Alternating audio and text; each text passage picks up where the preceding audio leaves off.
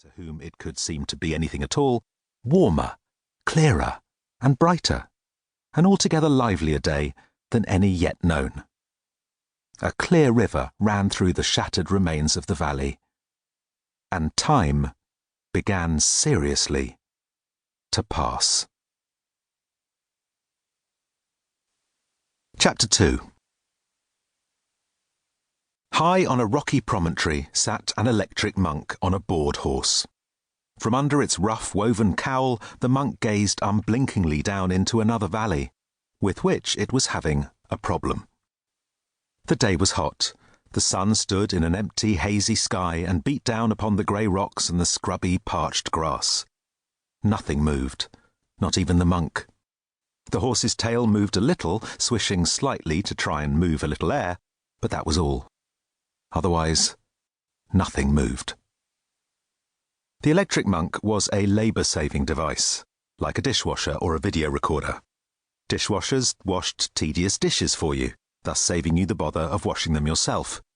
Video recorders watched tedious television for you, thus saving you the bother of looking at it yourself. Electric monks believed things for you, thus saving you what was becoming an increasingly onerous task, that of believing all the things the world expected you to believe.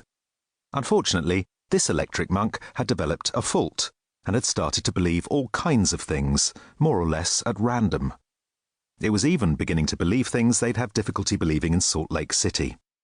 It had never heard of Salt Lake City, of course, nor had it ever heard of a quingillion, which was roughly the number of miles between this valley and the Great Salt Lake of Utah. The problem with the valley was this. The monk currently believed that the valley and everything in the valley and around it, including the monk itself and the monk's horse, was a uniform shade of pale pink. This made for a certain difficulty in distinguishing any one thing from any other thing, and therefore made doing anything or going anywhere impossible, or at least difficult and dangerous. Hence the immobility of the monk and the boredom of the horse, which had had to put up with a lot of silly things in its time, but was secretly of the opinion that this was one of the silliest. How long did the monk believe these things? Well, as far as the monk was concerned, forever. The faith which moves mountains, or at least believes them against all the available evidence to be pink, was a solid and abiding faith, a great rock against which the world could hurl whatever it would, yet it would not be shaken. In practice, the horse knew 24 hours was usually about its lot. So what of this horse, then, that actually held opinions and was sceptical about things? Unusual behaviour for a horse, wasn't it? An unusual horse, perhaps? No. Although it was certainly a handsome and well-built example of its species, it was nonetheless a perfectly ordinary horse, such as convergent evolution has produced in many of the places that life is to be found. They have always understood a great deal more than they let on. It is difficult to be sat on all day, every day, by some other creature without forming an opinion about them. On the other hand, it is perfectly possible to sit all day, every day, on top of another creature and not to have the slightest thought about them whatsoever. When the early models of these monks were built, it was felt to be important that they be instantly recognizable as artificial objects. There must be no danger of their looking at all like real people. You wouldn't want your video recorder lounging around on the sofa all day while it was watching TV. You wouldn't want it picking its nose, drinking beer and sending out for pizzas. So the monks were built with an eye for originality of design, and also for practical horse-riding ability. This was important.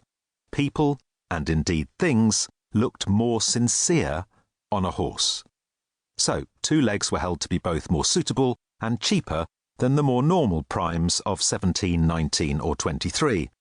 The skin the monks were given was pinkish-looking instead of purple, soft and smooth instead of crenellated. They were also restricted to just the one mouth and nose, but were given instead an additional eye, making for a grand total of 2. A strange-looking creature indeed, but truly excellent at believing the most preposterous things. This monk had first gone wrong when it was simply given too much to believe in one day. It was, by mistake, cross-connected to a video recorder that was watching 11 TV channels simultaneously, and this caused it to blow a bank of illogic circuits. The video record